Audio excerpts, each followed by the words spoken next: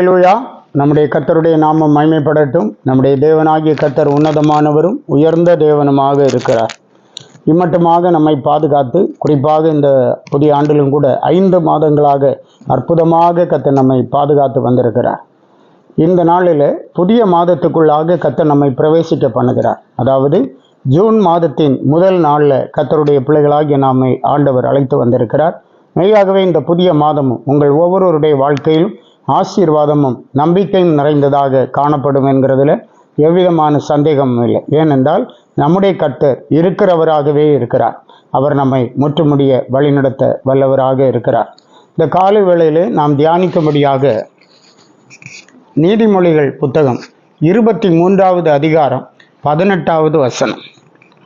நிச்சயமாகவே முடிவு உண்டு, உன் நம்பிக்கை வீண் போகாது.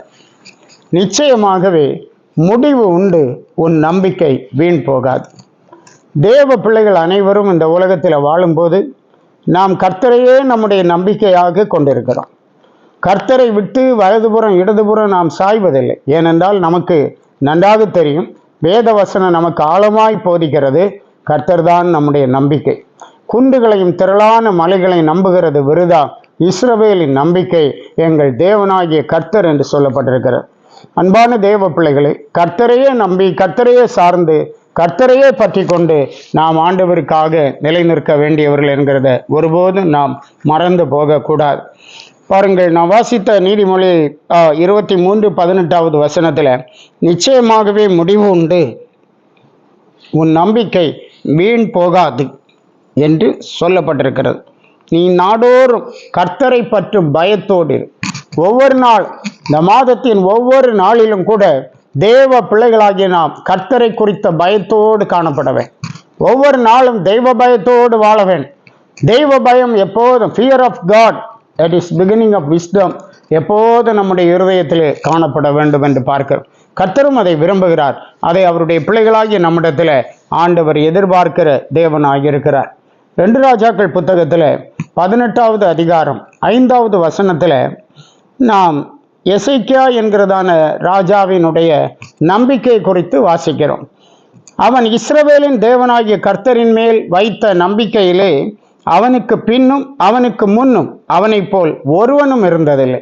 அந்த அளவுக்கு இந்த எசேக்கியா ராஜாவினுடைய நம்பிக்கை கர்த்தர் மேல் அவ்வளவு உறுதியாக இருந்தது என்று பார்க்கிறோம். இந்த காலை வேளையில நம்முடைய வாழ்க்கையிலும் நாம் சற்று சிந்தித்து பார்க்க வேண்டும். கர்த்தரை நான் விசுவாசிக்கிறேன், நான் தேவனுக்காக ஜீவிக்கிறேன் என்றெல்லாம் நாம் சொல்லுகிறோம். நல்ல காரியம், உண்மையான காரியம். ஆனால் எந்த அளவுக்கு ஆண்டவர் பேரில் நம்பிக்கை வைத்திருக்கிறோம்? ஆண்டவர் அதை ஒப்பிட்டு பார்க்கிற தேவன். ஆம், ஆழமான நம்பிக்கை ஆண்டவருடைய பிள்ளைகளாகிய நமக்கு நம்முடைய கர்த்தர் மேல் இருக்க வேண்டும். சங்கீத புத்தகம் 4ஆம் சங்கீதத்தில் 5ஆம் வசனத்தில் படிக்கிறோம், நீதியின் பலிகளை செலுத்தி கர்த்தர் மேல் நம்பிக்கையாக இருங்கள். நீதியின் பலிகளை செலுத்தி, கர்த்தருக்கென்று நீதியின் பலிகளை செலுத்தி கர்த்தர் மேல் நம்பிக்கையாக இருங்கள். நம்ம செய்ய வேண்டிய ஸ்தோத்திர பலிகள், துதி பலிகள், ஜெபங்கள் எல்லாம் கர்த்தருக்கு செலுத்தி, துதிகள், ஆராதனைகள் எல்லாம் செலுத்தி கர்த்தர் மேல் நாம் நம்பிக்கையாக இருக்கும்போது கர்த்தர் மெய்யாகவே நம்முடைய வாஞ்சைகளை திருப்தி ஆக்குகிற தேவனாக இருக்கிறார். நீதிமொழிகள் 3ஆம் அதிகாரம் 26வது வசனத்திலே கர்த்தர் உன் நம்பிக்கையாக இருந்து உன் கால் சிக்கி கொள்ளாதபடி காப்பார். இந்த மாதம் முழுவதும் எத்தனையோ சூழ்நிலைகளை நாம் சந்திக்க வேண்டியது இருக்கிறது, ஃபேஸ் பண்ண வேண்டியது இருக்கிறது. அவைகள் எல்லாவற்றிலும் கர்த்தர் தாமே நம்முடைய நம்பிக்கையாக இருந்து நம்முடைய கால் சிக்கி கொள்ளாதபடிக்கு நம்மை பாதுகாக்கிற ஆண்டவராக இருக்கிறார். ஆகவே இந்த மாதத்தின் ஒவ்வொரு நாளும் விசேஷித்த நாட்களாக கர்த்தர் நமக்கு தந்து நம்மை பலப்படுத்தி மேன்மையாய் நடத்தும்படி முழுக்க முழுக்க கர்த்தர் மேல் நம்பிக்கை வைத்து அவரையே சார்ந்து கொள்வோம். கர்த்தர் உங்களை ஆசீர்வதிப்பாராக. ஜெபிப்போம். உன்னதமான எங்கள் அன்பின் ஆண்டவரே, நாங்கள் துதிக்கிறோம். மிகவும் ஆசீர்வதிக்கப்பட்டதான இந்த நல்ல காலை நேரத்துக்காக கர்த்தருக்கு நன்றி சொல்லுகிறோம். இந்த மாதத்தின் முதல் நாளிலே ஆண்டவருடைய சமூகத்திலிருந்து இந்த மாதத்தை ஆரம்பிக்க ஆண்டவர் எங்களுக்கு பாராட்டின நல்ல கிருபைகளை நாங்கள் நினைக்கிறோம். நீர் நல்லவரும் நன்மை செய்கிற தேவனுமாய் இருக்கிறேன். உடைய பிள்ளைகள் ஒவ்வொருவரையும் நிறைவாய் ஆசீர்வதியும்.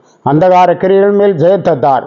தெய்வீக சமாதானம் ஒவ்வொருவரையும் ஆட்கொள்ளட்டும், பலப்படுத்தும், அதிசயங்களை செய்யும். எங்களை முற்றிலுமாய் தாழ்த்துகிறோம். துதிக்கான மகிமை எல்லாம் எடுத்துக்கொள்ளும். ஆசீர்வதியும் ஆண்டவரே. உடைய பிள்ளைகள் ஒவ்வொருவர் மேலும் நிறைவான ஆசீர்வாதம் தங்கட்டும். ஆசீர்வதியும். இயேசு மூலம் கேட்கிறோம் பிதாவே. ஆமென். ஆமென். God bless you.